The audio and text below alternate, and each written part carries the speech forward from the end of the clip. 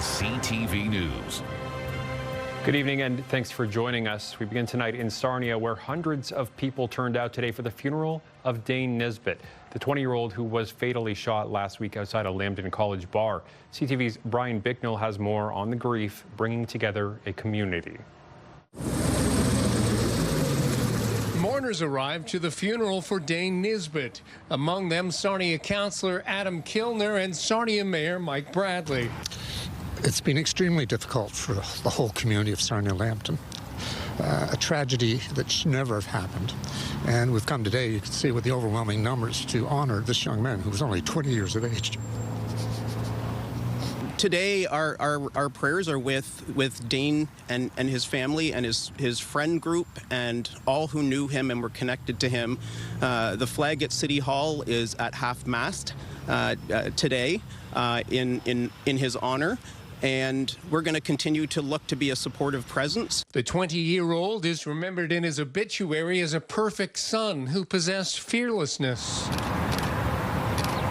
Some 700 to 800 people inside the service, friends, family, acquaintances, teammates, all here to say goodbye to this young man whose life was cut short so tragically. Absolutely moving. Yes, there's a lot of emotion, heavy hearts, but at the same time, a lot of light. I think Dane's passing has put something into all of us. I think it's brought us together. City police controlled traffic around the busy Temple Baptist Church. The service was followed by a procession with a police and fire escort.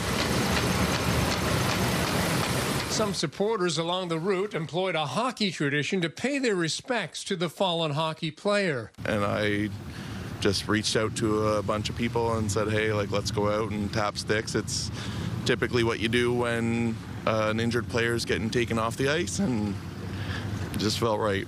Last Friday, Nisbet was shot and died of his injuries after the group he was with became involved in an altercation with another group at the Lion's Den pub at Lambton College. Police arrested and charged 3 people in connection with his death. A Canada-wide warrant has been issued for 24-year-old Kia Chin Do, who is charged with second-degree murder. So we're hoping that our main suspect can be located quickly and that he can be arrested. The Canada-wide warrant is remains out. We're actively looking for him. We're partnering with our fellow police agencies across the province and across the country to see if we can apprehend him. Brian Bicknell, CTV News, Sarnia. Backlash against the Premier today after provincial officials confirmed the government has purchased a private jet to accommodate Doug Ford's, quote, extensive travel. With more on the price tag for taxpayers and the reaction, here's CTV's Queen's Park Bureau Chief Siobhan Morris. It's a shiny new addition to Ontario's government fleet, a 10-year-old Bombardier Challenger 650 to fly the Premier around on government business. The price tag, $29 million, a purchase that's left opposition leaders gobsmacked. Doug Ford has gone from the gravy train to gravy planes. It's excessive. It's extravagant. I'm just outraged at how out of touch this Premier is. The Premier's office is justifying buying the plane, with Doug Ford spending more time stateside to make the case against U.S. tariffs. There are more trips across Ontario and the country, meeting with Mark Carney. I'm happy here with the Prime Minister. He's doing a great job. Linking up with other premiers. There's no justification. When people can't afford the price of milk or gas is $1.85 a liter. While many federal cabinet ministers fly commercial, the Premier's office explains Ford needs a more flexible, secure, and confidential way to travel. There are planes that belong already to the government that he takes now. Frankly, he could maybe just take economy like the rest of us. Not quite a year into his time as Premier, Ford asked for a souped-up van to get around Ontario. I'm the only Premier in history that refuses to use the Premier's plane, the King Air, that costs the taxpayers hundreds of thousands of dollars. I prefer to drive around and talk to the people about things that matter. The Canadian Taxpayers Federation finds the $29 million plane galling when Ontario is swimming in red ink. They're borrowing $25.8 billion this year, driving up our total debt to nearly $500 billion. It's actually gross, and I think the vast majority of taxpayers in this province agree with that. Siobhan Morris, CTV News. In a Windsor courtroom today, the man on trial related to a 2022 drive-by shooting that left 5 people injured found not guilty. The judge saying there was a complete lack of reliable evidence to prove who pulled the trigger. The reality is that the suffering caused by this for Fernando hasn't abated. We can only imagine what it's like to be so very innocent and to have the police make such a terrible mistake. It was April 9th, 2022, when 7 shots were fired from a pickup truck into a crowd outside an East Windsor bowling alley. During the trial, the driver identified Fernando Ratcliffe as the shooter by process of elimination, while a backseat passenger changed his story to say he also believed it was Ratcliffe, but the judge pointed to inconsistent witness accounts, including one that described the shooter as a white man in the driver's seat, neither of which were Ratcliffe. His lawyer says the case was built on flawed assumptions from the start.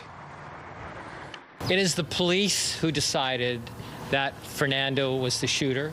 It's the police who decided that they would join in an allegiance with people who, in my respectful view, are so clearly likely to be guilty. That's a policing mistake. That's an investigation mistake. And Windsor police are urging a driver involved in a crash that killed a 65-year-old woman to come forward. As we reported last night, officers were called to a 2-vehicle collision involving a pedestrian on Tecumseh Road East Wednesday night. They say the woman was crossing the street mid-block when she was hit by a vehicle. The impact threw her into the opposite lane, causing her to be hit by a second vehicle. The driver of the first stayed on scene, but officers said the driver of the second vehicle did not. Tonight, they're saying they know it happened fast and that driver might not have realized the extent of what happened, but that they need to come forward as per Ontario law. The vehicle is believed to be a dark-colored SUV with a rear window spoiler or wing. And an alleged threat at a Windsor school prompting an increased police presence today. The Greater Essex County District School Board says a message was sent to the W.F. Herman Academy community last night, but officials are not providing any further details as to the nature of the threat, with police now investigating. AM 800 obtained a letter from the school's principal which says elementary students reported hearing a violent threat from a student directed at the school during dismissal yesterday. Police were contacted and attended the school to investigate. For the second straight year, the Windsor Spitfires are headed to the OHL's Western Conference Final, this time with unfinished business. As the playoff buzz builds across the region, one local superfan is turning heads, turning his front lawn into a must-see for team pride. CTV's Barbella Chico has that story. Jerry St. Onge visibly loves the Windsor Spitfires. The front of his place is adorned with signs and updates, which have become a rallying point for fans riding the team's playoff run. Go Spits! Go Spits! But yeah, everybody does that around here too. It's amazing how you can tell who the fans are and who's not fans. St. Onge has all kinds of signs that he uses to decorate his place on Giles Boulevard near Howard Avenue. I don't know if I'm a super fan, but I am one of the fans. I got a remote control for it. He also has an LED-driven flag that he proudly waves at all home games. McLaughlin, the backside, they score. Cole Davis. After finishing only 2 points apart in the standings, St. Onge was expecting a closer series, not a sweep, in favor of the Spits. We never know how the cookie crumbles until it crumbles. Yeah. But go Spits. Hey, anytime you can win a series in 4, get a little time to rest up, even for the old broadcasters, rest up and get ready for the next round. That's fine. Steve Bell, the radio voice of the Spitfires, says Windsor was simply the better team in every game of this series. Overall, it's a team game. And this is a good team. They seem to really get along well together. There's no real cliques between younger players and older veteran players. And I think the sky's the limit. There really is this year. So the Sioux Greyhounds beat the Kitchener Rangers 4-2 at home last night and now trail their Western Conference semifinals 3-1. Game 5 is tonight in Kitchener. The winner of that series will advance to face the Windsor Spitfires in the Western Conference final. I really do expect Windsor, Kitchener, and there's no love lost between the two teams, and I expect a tremendous Western Conference final. I'm pumped. I can't wait for the next game against Rangers. This is going to be great. Hopefully we win. But go Spits, go. Bob Belichico, CTV News. Canadians will receive a one-time groceries benefit payment on June 5th. The new Canada Groceries and Essentials benefit will provide direct relief to more than 12 million Canadians, helping to offset the cost of groceries for working families. To qualify, Canadians must file their income tax return with eligibility mirroring the current GST rebate. The amount varies based on family size, with single individuals receiving up to $267 and families of 4 eligible for up to $717. Combined with quarterly payments, that could total up to $1,890 for a family of 4 in 2026, or about $950 for a single person. The benefit will also be indexed to inflation, meaning payments will rise with the cost of living. The announcement comes as grocery prices continue to fluctuate, with recent data from Statistics Canada showing increases in items like chicken, ground beef, and bananas earlier this year. More than $2 million is headed to downtown Windsor to help more people find a doctor. The provincial funding will support a local partnership connecting high-need residents, including those without a family doctor, to primary care. The focus is on people facing poverty or housing instability, with a goal of attaching about 6,000 people in Windsor-Essex to a care team. What we want is it's a patient's choice of where do you want to go, where are you closest to, how can we service you properly, and that's how we work together well. So we're excited. We have a place now on Drouillard. If you're in that area, we're going to attach there. If you're down in this Windsor Avenue, I've got 5 locations. Where are you close to? We work together to bring these numbers in and make sure we're taking care of people in Windsor-Essex. And the province is also putting $176,000 into Tecumseh Transit. The money will help extend service hours, add routes by vehicles, and improve accessibility. Town officials say it also helps keep Tecumseh's electric bus fleet running reliably. The funding is part of a larger provincial transit investment aimed at making it easier for people to get around and connect to services. This government believes in public transit, but it's important to also ensure that it's taken care of outside of the GTA. And so that's a point of pride for me that, in a sea of GTA voices, that the town of Tecumseh and the city of Windsor are there front and center, represented in those conversations and saying, look, we're doing some great things back home that warrant investment. Of course, you can find all your latest local news at any time over on ctvnewswindsor.ca, including details on a Riverside Drive closure you'll want to note in the coming weeks. CTV meteorologist Gary Archibald has your full weather details coming up in 2 minutes' time. Almost every single time I've ever had it, I've had people lined up from about 1 o'clock in the morning, which is crazy. And still ahead, music lovers plan ahead a big day to add to your collection coming up. CTV meteorologist Gary Archibald is here with our first look at the weather tonight. And Gary, it's going to be a good Saturday to stay inside and get some chores done. At least for the morning and early afternoon, but I think by 2 o'clock our time in extreme southwestern Ontario, maybe about 3 o'clock, 3:30 in Chatham-Kent. So from Windsor-Essex towards Chatham-Kent 2 to about 3:30, you'll see improvement. Beyond that point, things settle down. But we do have to be concerned with early morning, pre-dawn showers, thunderstorm potential. This cold front's going to sweep right across southern Ontario from southwest through the Golden Horseshoe towards the eastern flank, and it's going to take place between, well, right now and say about mid-afternoon or perhaps late afternoon. Take a look at today's almanac. 20.1 degrees Celsius, well above our average of near 14. Below is normally around 3 degrees Celsius. We've been in double digits of late, and you get a good sense of that front. Wow.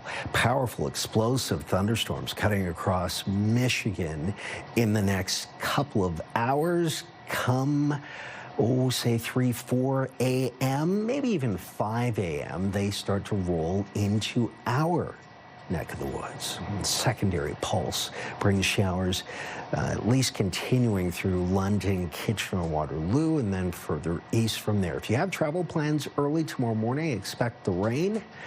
As you can see, a wide sweep across the lower Great Lakes. Thunderstorms could bring gusty winds, perhaps sustained around 20 with gusts in that 40-plus range, 40 to about 50. The overnight temperature is a mild 10 degrees Celsius, increasing cloud, bringing showers and potential thunderstorms, say around 5, 6 a.m. Windsor, Essex time, Amherstburg, LaSalle, Leamington, Kingsville, Pelee Island, of course, all seeing it, and then it moves towards Chatham, Kent, Erio, Rondo Park. So we are mild tomorrow, but rainy to start. It'll be cloudy in the afternoon. We'll see a high of about 20 degrees at around 4 p.m. Sunday looks better, at least in terms of sky cover, but it is colder, much colder, and colder still Monday morning, where we could see flurries. A low of -3 pre-dawn. Tuesday, some showers, but up to 19, then low 20s with fair weather, if not outright sunshine to enjoy. Wednesday, Thursday, Friday. Take it all in. Take that snapshot. Hold on to it. Enjoy your weather. Have yourselves a good night. Thank you, Gary. In Owen Sound, city councillors have voted not to send a bill to 23 people rescued from Georgian Bay last month after they got stranded while ice fishing.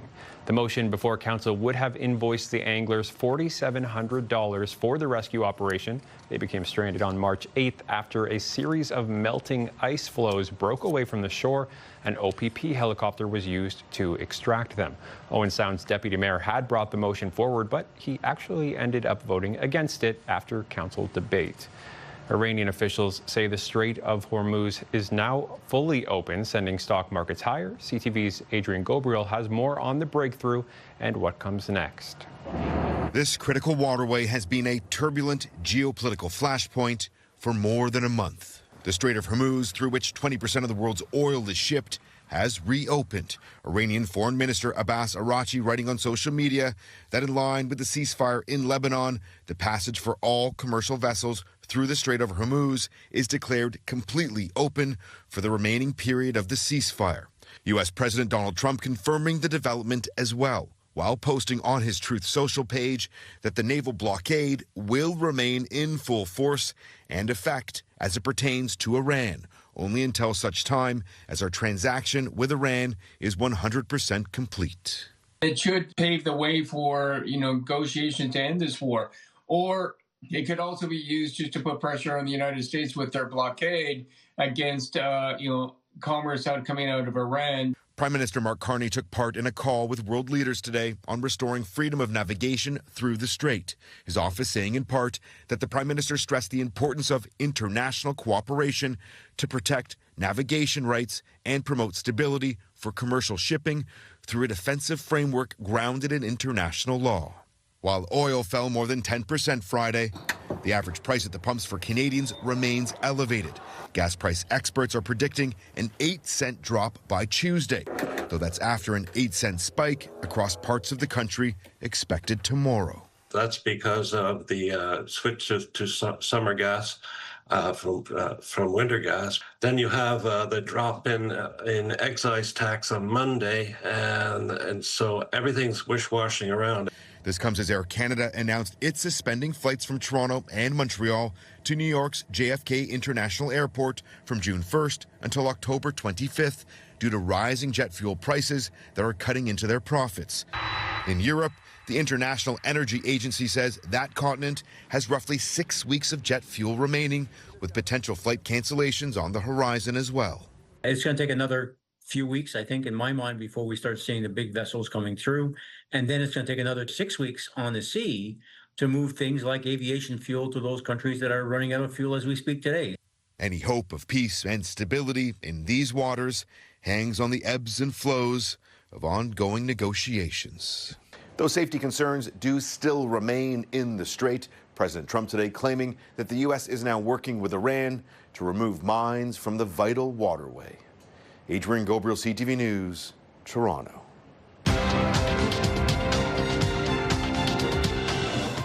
The TSX gained 294 points today. The Dow added 869, and the Nasdaq is up 366. The Canadian dollar gained a fifth of a cent today. Gold is up $71 an ounce. Oil lost more than $8.50 a barrel. CTV News Windsor has launched a newsletter helping you start your day with the latest local news. By signing up, you'll get direct local content straight from CTV Windsor to your inbox, including top stories, the forecast, and videos. You can sign up at ctvnewswindsor.ca. Time for our weekly segment, Get Gardening, with tips to get your backyard right this spring. Here's Gary and horticulturalist Sandy McDonald.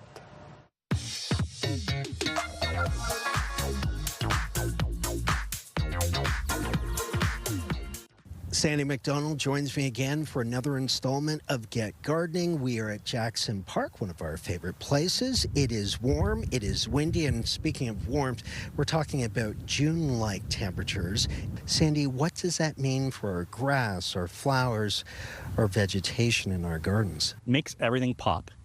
That's kind of what's happening now. We've got these warm temperatures. The ground is now warmed up as well. It's not always just air temperature, the ground as well. And everything is popping. We can see all the tulips here coming up. We can see the buds on trees.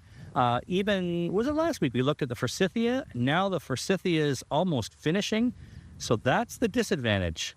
The great advantage is it speeds everything up, and we've got all kinds of great things to look at every day. It's different, but it does make the plants finish quickly. Our tulips here, they're going to finish quickly. It won't take too many days of above 20. This is the time to actually feed them. We want to nourish those stems, nourish those leaves, get nutrition into the bulb for next season's flowers. So we have bulb food available, and you can use the liquid fertilizer. We often forget to feed this time of year. We don't have too many pests right now that we can control. A few weeks back, we could certainly have used dormant oils to prevent pests from emerging. But as I said to you, we actually found a really interesting insect yesterday. Yes. And it's way early. It's a sphinx moth, which we'll give a little picture of here. We kept him cool, so he's not too active right now. But a very beautiful insect. Most of them are quite harmless to our garden. However, one of its close relatives is the sphinx moth. Develops into the tobacco or tomato hornworm, and those are very damaging to our tomatoes. They'll gobble up tomato plant in just a few days. So a little early. We're not sure if it's just the warm weather or he actually blew in from Michigan or Ohio, but we wouldn't expect to see him for weeks yet. All right. Sandy McDonald, thank you for bringing along our little friend, a wonderful example. We're talking heat. And, of course, the early start to a very summer-like spring. Join us next week for another installment of Get Gardening.